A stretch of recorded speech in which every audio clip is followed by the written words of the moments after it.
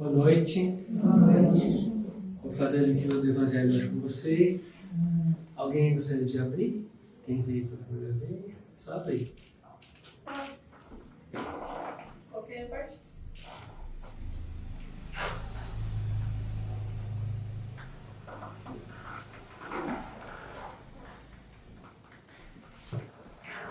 Começa não? Tem nada a ver com o que o Augusto acabou de falar. Capítulo 12, amai vossos inimigos. Meu Deus. Nada a ver. Capítulo, então, lembrando sempre que o Evangelho segundo o Espiritismo são passagens de Jesus, ensinamentos dele, à luz do conhecimento de Allan Kardec, e Kardec, junto com a espiritualidade, assistindo ele. Mas é um entendimento de Kardec, para ele nos ajudar a compreender melhor.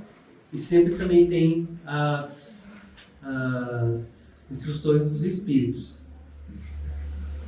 Logo no começo do capítulo, pagar o mal com o bem. Ui! Eu falei, não tem nada a ver com o que você falou. O ódio não tem nada a ver, né? Pagar o mal com o bem.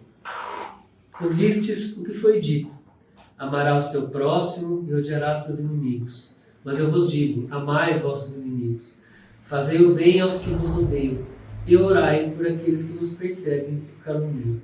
Desse modo vos tornareis filhos de vosso Pai que está no céu, porque Ele faz o sol se levantar para os bons e maus, e faz chover para justos e injustos.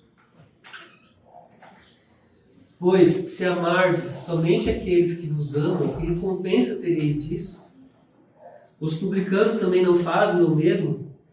E saudardes somente os vossos irmãos, que fazeis com isso a mais que os outros? Os ímpios também não o fazem? Eu vos digo que se vossa justiça não for mais abundante que aquela dos escribas e fariseus, não entrareis no reino dos céus. Mateus capítulo 5, versículos 20 e 43 a 47. Porque aqui já é a passagem, né? Aqui é o Evangelho. O que Jesus está nos falando aqui? O seu inimigo tem amigos, tem família, tem amores, tem relacionamentos igual a você. Igual você tem. Né? Por que ser diferente? Por que você vai agir diferente? Né? É até o que o Augusto falou, e ele falou aqui de novo, dos publicanos, né? Aquele grupo de pessoas tem o relacionamento entre eles. Eu posso até achar que eles são meus inimigos, ou que um lá pode ser meu inimigo, talvez. Mas uma vez eu falei aqui também, né? Acho que eu tenho a opinião que eu faço o meu inimigo. Eu torno as pessoas meus inimigos. Né? Por quê? Porque eu estou vendo aquela pessoa agindo daquela forma, onde eu estou trabalhando, onde eu estou convivendo dentro da família, né? Ah, não está certo, não está certo. Só que ela está no nível de conhecimento dela, no nível de atitude dela. Às vezes, claro, tem situação que a pessoa tem aquela maldade, né? Dentro dela, né? De querer. E a maldade é alimentada pelo orgulho, né? De querer tudo para ela, querer tudo no momento que ela quer, do jeito que ela quer, ela sabe tudo, né? Então, muitas vezes, na ignorância da pessoa ali, a atitude dela, na ignorância de não saber, de não conhecer o que é certo e o que é errado, né? Eu olho para ela e falo, ela não gosta de mim, ela é meu inimigo, ela só quer levar vantagem. Então, nisso, né, eu estou até julgando, eu estou até pré-julgando. Então, lembrando sempre quando a gente aponta um dedo, né, pelo menos 3 voltados para nós. Então, amai os vossos inimigos, fazei o bem aos que vos odeiam e orai por aqueles que vos perseguem e caluniam. Ele começa falando de amar os vossos inimigos, mas é um amor de sentimento de não querer o mal. Não é morrer de paixão, não é idolatrar a pessoa, ou morrer de paixão por ela, mas é respeitar. Ter um respeito, né, pela pessoa. Em primeiro lugar, né, é o respeito. Aí continuando, esse foi o item 1, item 1 e item 2. Se não amais, senão aqueles que vos amam, que recompensa tereis, uma vez que as pessoas de má vida também amam aquelas que os amam? O que adianta? Eu só amar, eu só me dar bem, querer me dar bem com o meu círculo de amizade. Só ali da minha família, dos meus amigos próximos. Se eu não consigo tratar bem um estranho, o que adianta? Né? Eu só querer o bem aqui, ó, tá tudo bem para mim, a situação tá normal, tá legal, eu tô na minha zona de conforto e eu não me desafio, né, a querer entender o próximo, querer saber por que ele está fazendo aquilo, ou até mesmo ajudar. E se não fazeis o bem, senão aqueles que o fazem a vós, que recompensa tereis, uma vez que as pessoas de uma vida fazem a mesma coisa? E se não emprestais, senão aqueles de quem esperais receber a mesma graça, que recompensa tereis com isso, uma vez que as pessoas de uma vida se emprestam mutuamente para receber a mesma vantagem? Mas para vós digo, amai vossos inimigos, fazei o bem a todos, e emprestais sem esperar nada de volta, e então vossa recompensa será muito grande, e sereis os filhos do Altíssimo, porque Ele é bom aos ingratos, e mesmo aos maus. Sede, pois, repletos de misericórdia, como vosso Deus o é. Lucas, capítulo 6, versículos 32 a 36. Se a gente pede tanta misericórdia, né? Deus, tenha piedade de mim, tenha misericórdia. Né? O que Ele espera? Se eu peço, Ele espera que eu também dê. Né? Que eu consiga retribuir. Que eu consiga ser misericordioso com quem quer que seja. Porque o meu inimigo, aquela pessoa que eu tenho como inimigo, ele também tem o seu lado bom, apesar de eu achar que ele é meu inimigo, no círculo dele, com a família dele. Ele faz coisas boas, né? E eu tendo essa dificuldade de entender ele, e ele também, né? Recíproco, né? Tem dificuldade de me entender, e daí que surge as inimizades. Porque um não está abrindo mão das coisas pelo outro. Se o amor ao próximo é o princípio da caridade, amar seus inimigos é a sua aplicação sublime, pois essa virtude é uma das maiores vitórias sobre o orgulho e o egoísmo. Então, se o amor é o princípio, se o amor ao próximo é o princípio da caridade, né, benevolência, indulgência, perdão das ofensas, como é que eu consigo fazer isso? Sendo fraterno, querendo o bem, né, não me importando como a pessoa agiu. E isso é difícil. É fácil? Não é fácil. É difícil. Eu estou nisso, todo mundo aqui está nisso, nesse trabalho da gente deixar nosso orgulho, nosso egoísmo de lado. Né? O orgulho, eu já falei algumas vezes, se procurar no dicionário, é a noção exacerbada de si mesmo. O egoísmo é o ato, né? O ato do orgulhoso, né? O egoísmo. Então, quando eu começo a trabalhar essa questão de ser fraterno, de amar, eu começo a deixar esse orgulho, esse egoísmo de lado. Entretanto, engana-se muitas vezes a respeito do sentido da palavra amar nessa circunstância. Jesus não entendia, por essa palavra, que se deve ter para com o inimigo a ternura que se tem para com o irmão ou amigo. Como até o Augusto comentou anteriormente, e eu também falei, né? A gente não precisa ter aquela intimidade, né? Querer ter aquele relacionamento, mas a gente precisa respeitar. Ternura pressupõe confiança. Isso aqui é Kardec, né? Entretanto, engana-se muitas vezes a respeito do sentido da palavra amar nessa circunstância. Jesus não entendia por essa palavra que se deve ter para com o inimigo a ternura que se tem para com o irmão ou amigo. Ternura pressupõe confiança. Ora, não se pode ter confiança em quem sabemos querer-nos mal, Não se pode ter com ele efusão de amizade, por sabê-lo capaz de abusar disso. Entre pessoas que desconfiam uma das outras, não poderia haver os arrebatamentos de simpatia que existem entre os que estão em comunhão de pensamento. Enfim, não se pode ter o mesmo prazer encontrando-se com o inimigo do que um amigo. Isso é normal, é natural. O Kardec está explicando, é normal. Não preciso ter o mesmo comportamento que eu tenho com aqueles amigos mais próximos, irmão, família, com uma pessoa que eu considero inimigo. Isso é normal. Esse sentimento, inclusive, resulta de uma lei física, a de assimilação e rejeição de fluidos. O pensamento malévolo emite uma corrente fluídica que provoca uma impressão. O pensamento benevolente nos envolve em um agradável eflúvio.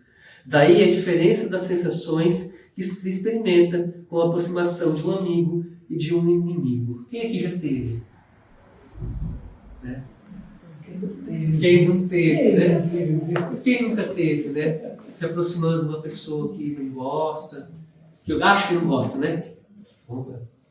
Que não gosta, ou que já teve algum atrito, né? A gente se altera. Nosso corpo responde, né? Responde ao quê? A minha percepção. Ó, ele tá vindo lá, tá lá, chegou, né? Já começa, o corpo dá sinais de quê? Que quer sair dali, se afastar, ou que tem uma resposta, né? Quem nunca teve, né? Daí a diferença de sensações que experimentam com a aproximação de um amigo e de um inimigo.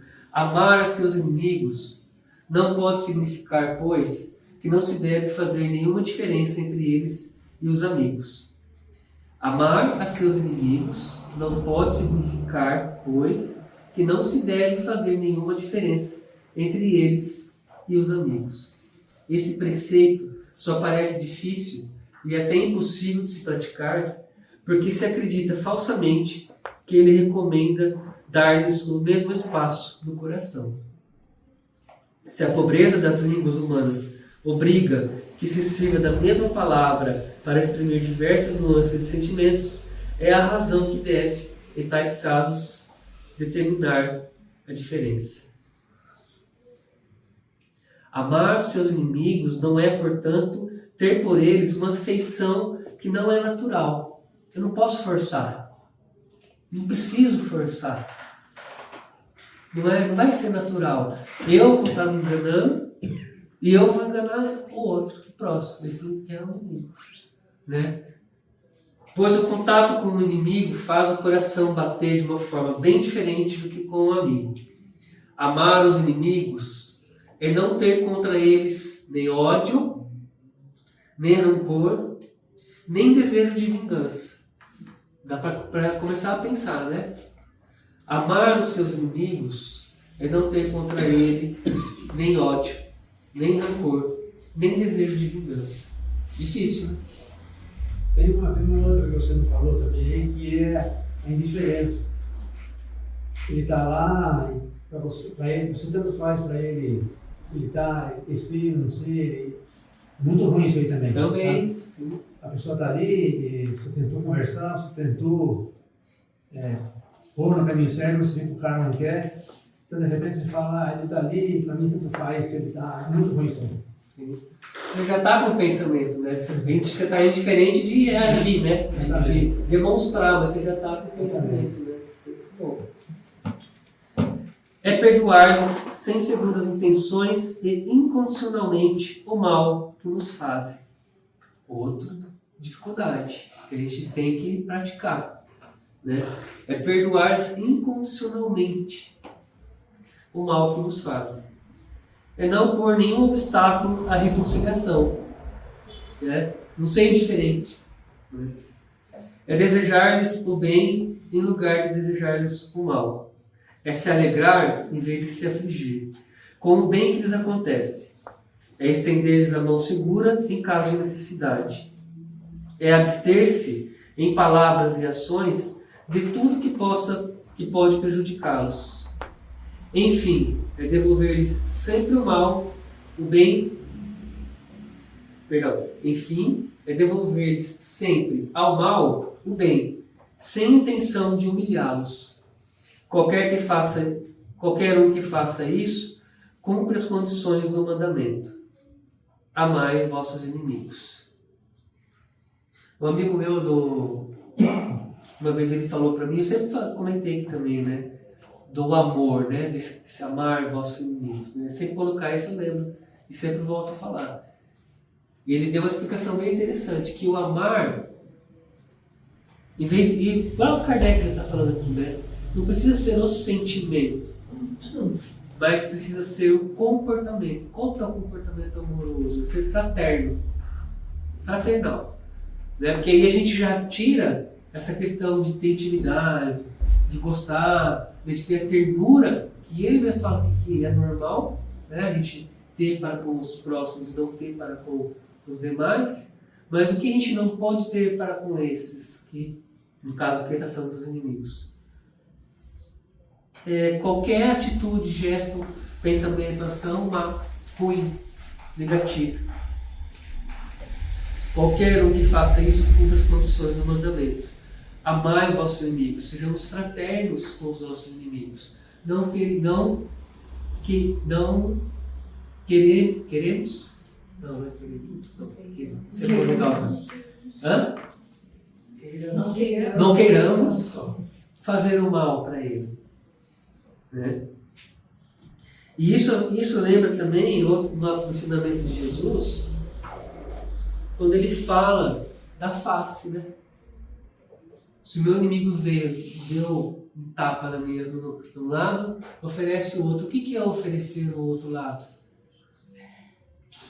É ser submisso, se humilhar? É o sentido mesmo. Uma vez também, não lembro, uma palestra, acho que foi o Saulo, como é o nome dele? Saulo Sandler. Saulo... não é podcast que eu escutei dele. Ele falando que essa passagem de Jesus, o que Jesus quis dizer? Se você leva um tapa numa face, dá ao outro lado. É mudar o pensamento. É não reagir. É mudar a sintonia. É não querer o mal. Então, se aquela pessoa me agride, se aquela pessoa, meu inimigo, faz o mal para mim, não faça. Que eu não faça mal para ele. Amar a seus inimigos é um sentido para amar a seus inimigos é sem sentido para um incrédulo.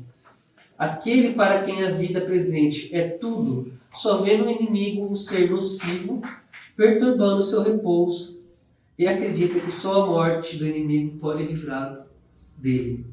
Olha só, aquele que não tem o conhecimento, né, que é incrédulo, que só pensa no presente, no aqui e agora, no material, né, ele está preso nisso, a pessoa está presa nessa situação, que ele só quer o mal mesmo. Ele só quer que o outro, né, para não falar palavrão aqui, né? Só que é isso, porque ele está pensando só no momento, nele, no aqui e agora. Agora, se a gente começa a ter a noção de que tudo que eu fizer agora, eu vou colher nessa vida mesmo, até o final da minha encarnação, e na próxima, e lá no plano espiritual, porque lá no plano espiritual a gente também, né? Não é porque a gente vai para o plano espiritual que a gente, né, o Marcelo fala, né, ganha a aureola, põe a asinha e tá tudo bem, né? Lá também, lá até muito mais, porque pelo que a gente entende da doutrina, lá a gente tem mais consciência ainda, a gente tem mais possibilidade ainda de entender tudo que a gente até deixou de fazer aqui, né? Então, se a gente começa a ter esse pensamento de que não precisa ir muito longe, não precisa ir para outra vida, para a próxima, que o que eu fizer aqui agora hoje vai ser melhor para mim nessa vida, nessa encarnação, a gente começa a agir diferente. A gente começa a pensar diferente, mas aquele que não está nem aí para isso, não pensa nisso, ele realmente vai ficar nessa montagem, nesse pensamento que é do aqui agora e que se ele me fez o mal, ele vai ter que pagar. Daí o desejo de vingança. Daí o desejo de vingança. Ele não tem nenhum interesse em perdoar, se não for para satisfazer seu orgulho aos olhos do mundo. O próprio fato de perdoar lhe parece, em certos casos, uma fraqueza indigna de si. Mesmo não se vingando, não se deixe de guardar rancor e um secreto desejo do mal. Ou essa pessoa, ela perdoa para mostrar que ela é misericordiosa, né? Que ela perdoa, nossa, que pessoa boa, né? Ela quer usar aquilo para se promover, né? Mostrar, nossa, né? Você é muito bom, você perdoou aquela pessoa e tal. Ou ela usa para isso, né? Ou ela ainda acha que é fraqueza perdoar. Mas muito pelo contrário, né? Muito forte é aquele, muito superior é aquele que consegue perdoar. E estamos todos nesse caminho. É difícil, né? É custoso, mas é daí que vem o aprendizado. É daí que vem que a gente incorpora isso para nós e todo aprendizado que a gente leva conosco. E aí vai sendo mais fácil cada vez mais a gente começar a perdoar mais, abrir mão de nós mesmos e começar a melhorar, né? Na outra quinta eu falei da bagagem, né? Diminuir o peso que eu vou levar comigo e aliviar a minha vida e a vida de todo mundo que depende mesmo de mim, que se relaciona comigo. Esse aqui foi o item 4, ele ainda não terminou, tá? Mas se alguém quiser, quem não tem o livro, lembrar, quem não tem nenhum dos livros, tem Kardecpédia na internet, tem todas as obras básicas lá, tem a revista escrita lá, você lê direto no dispositivo celular, tá? Se quiser, se encontra no PDF para baixar. Aqui tem quando a gente conseguir, né, instalar tudo, vai ter de novo a biblioteca nossa aqui, né, para fazer empréstimo, tudo. Mas quem quiser depois finalizar, é logo no começo, capítulo 12, amai vossos inimigos, pagar o mal com o bem. Alguém gostaria de complementar? Dar algum exemplo? Eu penso assim, na hora do perdão, né? É claro que é o orgulho. Mas é assim, a gente tem que pensar ali no nosso orgulho, só que ele tem que ser diferente dos outros. Porque muitas vezes a gente continua bravo com os outros, irritado, fazendo inimigo, ele o nosso inimigo, e nós inimigos dele, pelos olhos dos outros, né? Para a gente ser igual aos outros. Então a gente tem que pensar que a gente tem que encarar que a gente vai ser diferente. Vai escutar, vão falar, vão julgar a nossa atitude, porque às vezes não é só com você que a pessoa é difícil, mas com outras pessoas. Mas que você trata ela diferente, você vai ser julgado por isso daí. Então, a gente tem que encarar que a gente tem que ser a bolachinha fora do pacote nessa hora, né? Que a gente vai ser a pessoa que vai ser olhada, falada, né? Que a gente não vai estar no contexto de todos. Porque é uma coisa muito difícil, né? Você vai ser o excluído, você vai ser... Então, tem muitas coisas que a gente pode até vir a receber, mas, como você falou, dentro da gente é o que a gente vai colher para lá. Nós vamos estar bem com a gente mesmo e deixa os outros para lá, porque cada um tem o seu momento. Então é difícil, mas tem que praticar. Como já a gente fala, né? Chatice pega, braveza pega, tudo, mas ser bom pega também. Então que a gente seja o começo dos outros aí também, se puder. Ou seguir aqueles que são. Como que é a palavra? A palavra ensina, mas o exemplo arrasta. A palavra ensina e o exemplo arrasta, né? Então, como o Gonçalo falou, né? Quanto mais a gente dá o exemplo de coisas boas, seja qual for, né? Não jogar nada no chão. Você vê, você vê alguém recolhendo negócio do chão, poxa, não marca. É uma coisa tão rotineira, né? Você pegar, jogar as coisas no chão, aí você começa a pegar, você começa a policiar, você começa a ver o outro e fala, olha, tá pegando. Você mesmo automaticamente começa a se policiar, porque você está vendo o outro fazer, né? Eu vi uma palestra sobre o carrinho do mercado. Ah. Você chegou a ver? Vocês falaram. Você vai medir se você cumpre pelo menos uns 70, vamos dizer, você está puxando aquilo que você fala que você vai cumprir. Quando a gente vai no mercado, o que a gente faz? Vai lá, quer o carrinho no lugar, pega o carrinho, tá legal, peguei. Quando você vai pro carro, hoje, né? Hoje tem muitos que a gente tem que levar. Hoje quase todos os mercados estão assim. Você tem que levar o seu carro. Quando você termina de pôr no carro, quantos que levam de volta no lugar que tem que deixar o carrinho? Nós saímos de lá, andando, vamos para dentro, voltando. Aí, vamos pensar. Às vezes você chega, arranca do lado, coloca do lado. Assim. O que a gente está fazendo? Deixando para o outro que se vire com o seu carrinho. Depois na vaga do carro. E é uma coisa, né, não é? Aí você chega, vai irritar o outro, vai xingar, vai fazer uma coisa. Você pega o carrinho dali, que às vezes só tem aquela vaga, joga também para lá com raiva. Então, eu achei interessante o quanto a gente cumpre das coisas que a gente faz pelo carrinho.